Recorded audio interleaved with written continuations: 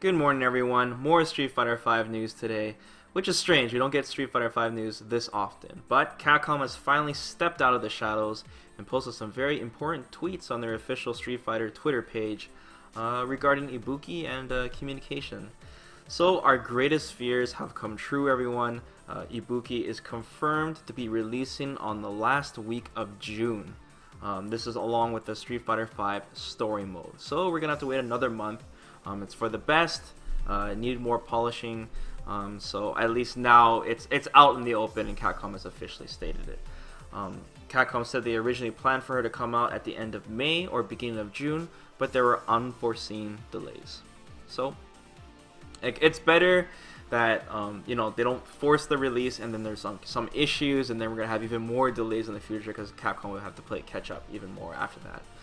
Capcom has also said in their tweet, moving forward, we'll work to communicate information surrounding content releases in Street Fighter V at a much more rapid pace. So that's really good to know too. All the complaining really started to add up on Capcom, and they're forced to, say something, which is nice. It's definitely a good start in the right direction. They also said we'll have a blog with more info surrounding the June content and other topics the community has brought up in the next day or so. And they did. They posted it like a day or two afterwards on the Capcom Unity USA, and the blog post was titled Volume 1 Development Blog. And this is good that it said Volume 1 because it means they'll be getting more development blogs in the future. And it's just, like I said, a step in the right direction. This blog post was touching on popular subjects such as the Ibuki release, communication, input delay, and rage quitting. So if you guys want to read this post, you can check out the video description below, and you guys can check out this blog post yourself. But I'll read some of it for you guys. It says, we'll be the first to admit that we can improve our communication with the community in terms of where our priorities lie around the game and status updates. We plan to change that in the coming weeks and months, and we'll work to quickly address topics that come up in the community as best we can. Moving forward, the development team will continue to get quality of the product above all else, to put quality of the product above all else. This may result in additional delays in content development. That said, we'll be more transparent when plans change, so all our fans know what to expect. This is really, really good to hear. Like I said, we just want more communication, basically. Delays happen in the video game world with any company, even AAA companies, man. And it's just, it's something that we just have to live with these days. Now, obviously this blog post has got some crazy damage control going on, but we all want Street Fighter V to be as polished as possible, so we don't, create more issues in the future, and which will create more delays. And like I said before, with it saying Volume 1, it means they'll be posting stuff like this more often, which is great. Keep us in the loop. They also had another report of input delay. They said, we have heard reports of input delay and have shared it with the development team. They are currently looking into the reports, and we will let you know as soon as we find out more. This is really, really surprising. I did not expect Capcom to even mention the 8-frame input delay at all for at least like a year. So now that they acknowledged it, this is really good news for us, because it means that there's a possibility that we'll, of course, fix it. I don't know how soon that will be. I still think it's not like a crazy priority issue for Capcom, and I don't see them changing it for at least till after Capcom Cup. Because this input delay change, if they do fix it, it would actually change the game for a lot of people. It would change the way it's played, honestly. And I just don't see this happening until after the very big patch, after Capcom Cup, after the big expansion to Street Fighter V. So, but who knows? Maybe they'll fix it, sooner than later, and that'd be crazy. Just like with the Ultra Street Fighter 4 input delay issue on the PS4. It's possible. We don't know how complicated this is for the company to fix, right? How complicated of an issue it is, but the fact that Capcom acknowledged this is really good news. I was very surprised that they actually mentioned this. And they also talk about the rage quitting issue again. The latest update solving the rage quitting issue has brought the amount of players who disconnect during matches down by roughly 60%, which is great. This is obviously an improvement. They also said, it's clear we still have a lot of work to do on this issue, and you can expect us to roll out additional measures in the future to help address this problem. So basically, Capcom's just saying that, you know, they're not done with the whole rage quitting issue, and they're going to continue to work on this. We've heard this before. Cutting it down to roughly 60% is nice. It's not really about stopping people from rage quitting, that's the problem. It's more about us making sure that we're earning our points for our wins that we deserve, and for the rage quitters to not maintain their streaks, maintain their points, and allow them to grind it out that way. That's the real issue. Like, if people rage quit, whatever, let them rage quit, right? Like, if they don't want to play and they want to, it's their game, you know, they paid for it, they can just quit, right? As long as we get our points, we got that win, and they got their loss, you know, order is restored. That's all that really matters. But at least Capcom's still talking about that. Now here's the interesting part. Capcom Japan also released a similar blog on their official Saikyo blog on the Capcom site. And but there's two interesting differences with their blog post. It wasn't exactly the same as the one on Capcom Unity USA. So regarding the input delay, they said they're hearing reports that Street Fighter V has more input delay compared to Ultra Street Fighter 4. It's very strange that they said more than Ultra Street Fighter 4, because that basically means that they could be using Ultra Street Fighter 4 as like a good base to aim for on input delay. We know that Ultra Street Fighter 4 input delay was like 4 to 5 frames, something like that. So bringing it down to that level would be nice, and at least it's something that we know that Capcom is kind of like aiming for. So that's pretty interesting news. A little difference they put on their blog.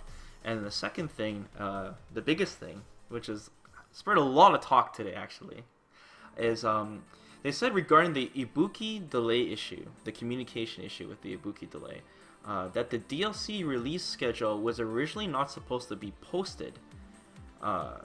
This was on Capcom Unity. It was never posted on the Japan side, but it was posted on the US side.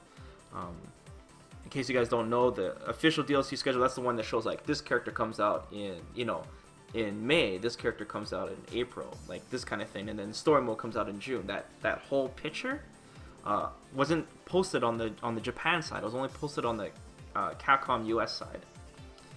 And basically, yeah, in case you guys don't know, there is a Capcom Japan and Capcom US, like two sides, right? I think Capcom US owns the IP to Street Fighter V, and then it's like developed mostly in Capcom Japan or something, but whatever.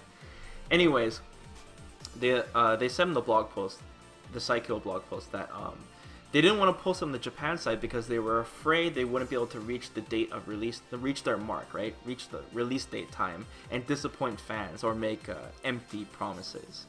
So yeah, it's kind of weird. They said from now on they will publish the same info everywhere to avoid confusion.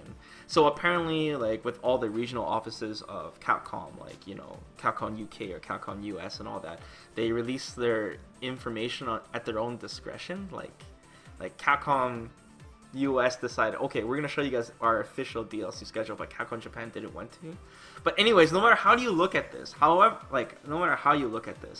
it just looks like Capcom Japan is literally throwing Capcom US under the bus. Like, what the fuck, man? And like, and they're just trying to save face, which is really, really funny. And there's a ton of, like, you know, Capcom Civil War jokes going on and shit. And this is really weird because, like, first off, everyone views Capcom as just one company. Like, no one thinks Capcom US and Capcom Japan. And second of all, why would you write that? You know, like, nobody cares about whose fault it is, like, you know, in your company. You know, they should not have wrote that at all. Like, we just want improvement. You know, we don't care whose fault it is. We just see it as Capcom's fault. That's all we're gonna see it as, right? And it was just really strange that they would write something like that. Really weird. And yeah, man, it seems like there's some communication issues within the company itself. You know, not just with us. But, you know, on a high note, though, we are getting, like, these blog posts. They are communicating with us. They are, you know, throwing people under the bus and stuff, but at least we're getting communication. So, like I said, this is a step in the right direction. Really weird, man. This is really funny news today.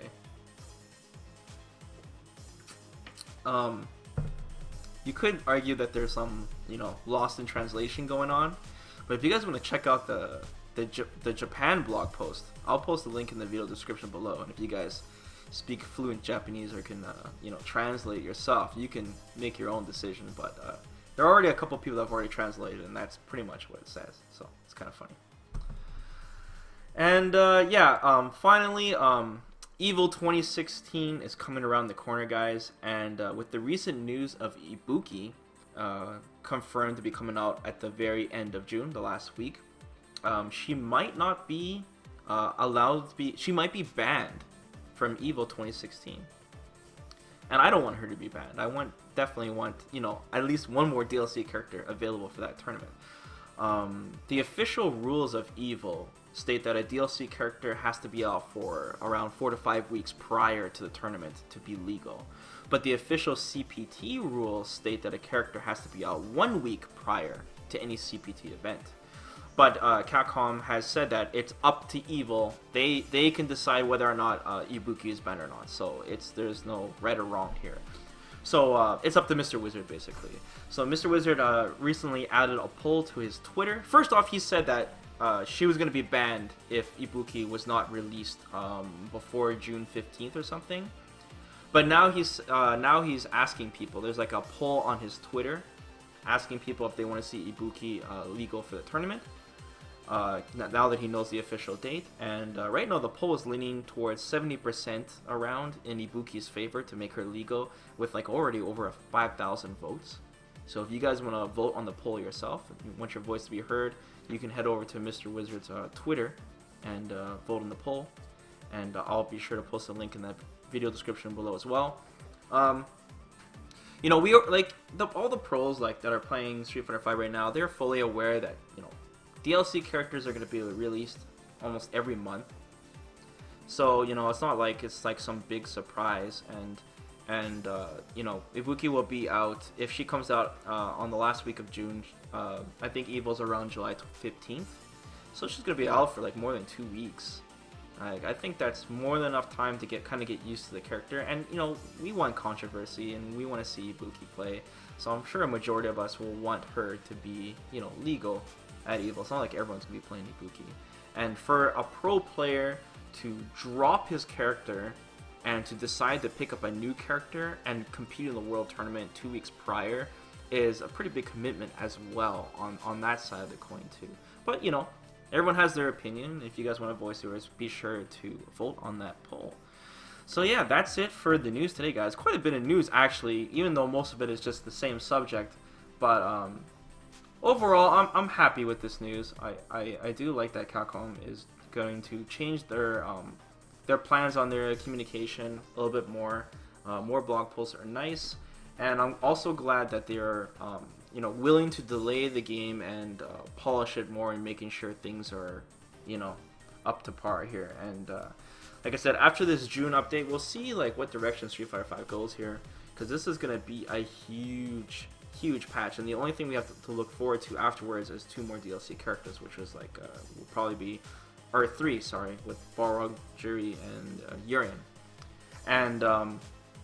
And then we already know that Capcom, there was some leak a long time ago with Capcom saying that they're going to do another season for Street Fighter V, continue to work on the game. So we'll see what big plans they have on that in the future. And so it's good to know more about the development, because if you guys don't remember, when Street Fighter V, before the game came out, Capcom was so vocal on what was going on with the game. We saw the whole development process, man, and it'd be really nice to have that same type of communication going forward with the game already out. So yeah, that's it. Enjoy you guys this weekend, and I'll see you guys next time. Peace out.